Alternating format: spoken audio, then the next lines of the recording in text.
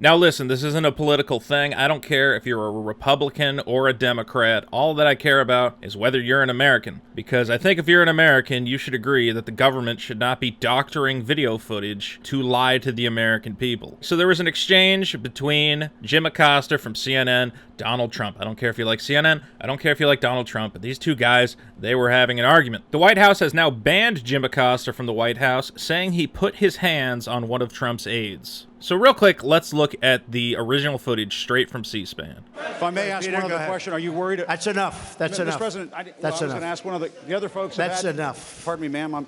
Mr. President. That's enough. Now, I don't know about you, but I watched that footage and I'm like, when did he touch her? What are they talking about? But then I saw Sarah Huckabee Sanders tweeted out a video which supposedly zooms in on what they're talking about. And to be fair, I was like, oh, I guess he did get kind of aggressive there. As you can see, it kind of looks like his hands coming down, like a karate chop kind of pushing her away there. But then I went back and I looked at the original C-SPAN footage and it looked completely different. Now I have the original footage on the bottom and overlaid on top, I have the video footage that Sarah Huckabee Sanders tweeted out at 50% opacity. And as you can see, they start out synced up. I have them synced at the very same place where they start. Sarah's clip was scaled down for Twitter. It's about 1/4 the size, so it's not as clear or sharp. But as you can see, there's no discrepancies. They line up until you get to this point, where lo and behold, we suddenly have this ghosting. What this means is the tracks are no longer in sync. Something has happened. Either one track sped up or one track sped down. And we can see it happens right here where his hand makes contact with this aid. In the original clip, we see what looks like her arm is out. His hand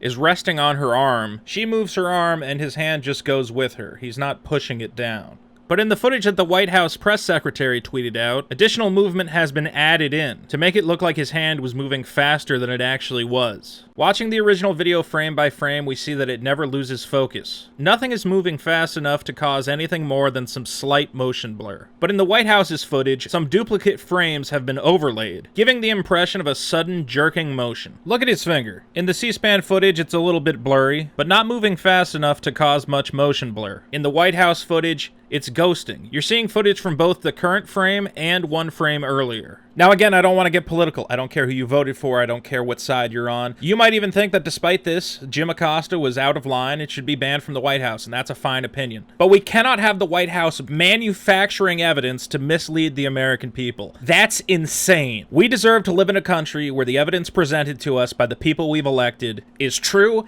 and fair and honest.